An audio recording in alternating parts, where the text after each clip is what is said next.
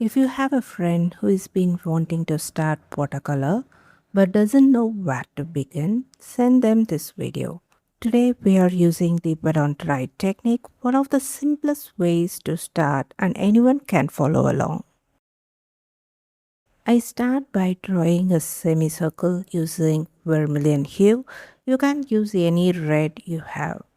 Then following the same curved edge, I add a thin strip of green, which is a mix of sap green and Payne's grey for the rind. And that's one piece of watermelon is done.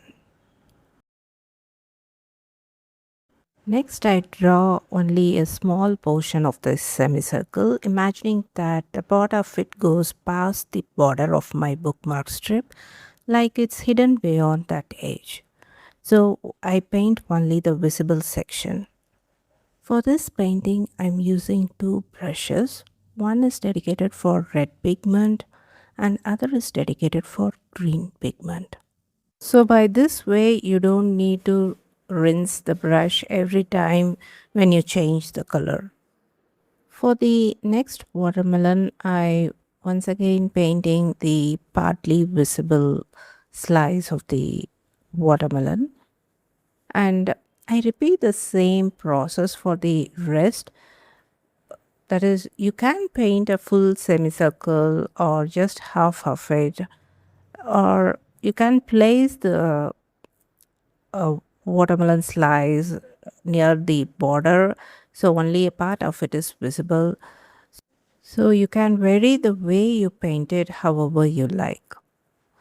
Once all the watermelons are completely dry, I add the seeds using Payne's Gray.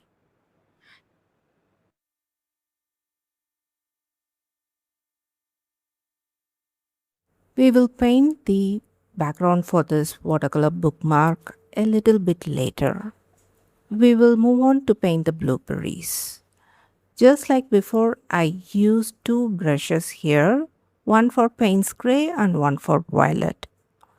I start by applying Payne's Gray as a single stroke on one side of the circle. Then I switch to my violet brush to fill the rest and complete the shape. I repeat this for the rest of the blueberries.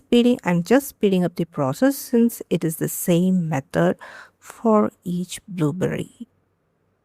After painting the blueberries while it is in drying stage, I add that dark ground mark at the top using a dark value that is very thick pigment of Payne's Gray.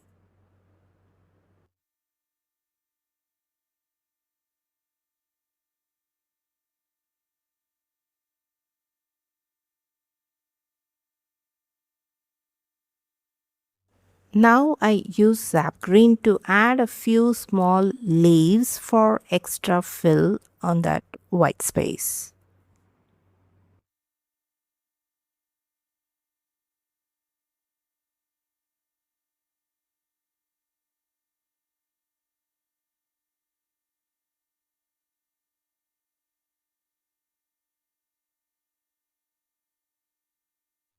We will fill the background a little bit later.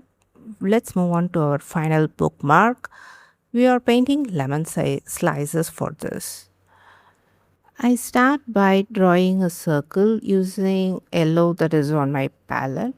I draw Then I draw small triangle segments just like you see in the video. I fill each triangle with the same pigment, leaving a bit of white for the highlight.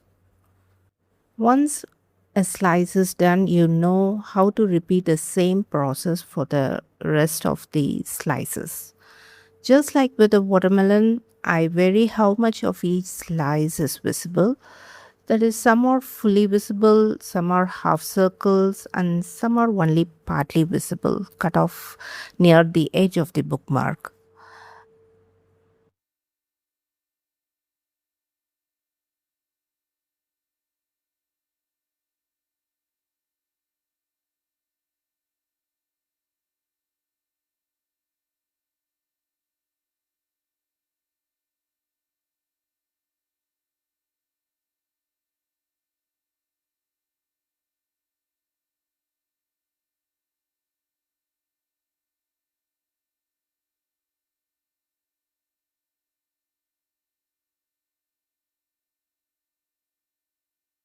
Now we need to paint the background for all the three bookmarks.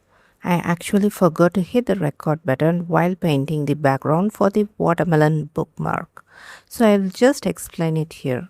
For the watermelon background, I mixed cobalt blue with a bit of leftover green on my palette and added plenty of water to it and applied that background wash. And also I was careful not to paint inside the watermelon. For the blueberry background, I used the same violet and grey mix that we used to paint the berries, but I diluted it with a lot more of water for a lighter background wash. So while painting the background, I'm so careful not to paint inside the blueberries or the leaf.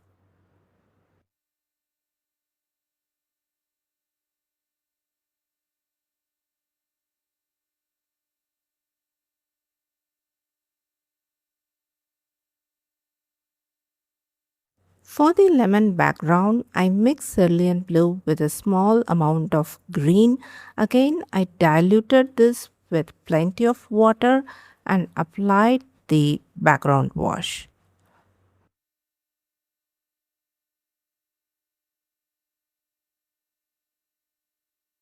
I hope you enjoyed this video. See you in my next video. Until then, take care and bye bye from Prema.